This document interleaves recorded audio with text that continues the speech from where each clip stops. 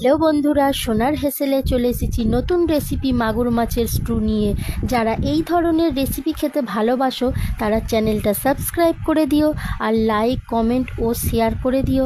আমার সোনার হেসেল নামে নতুন পেজটিকে ফলো করে দিও। চলো ঝটপট দেখে নাও রেসিপিটা।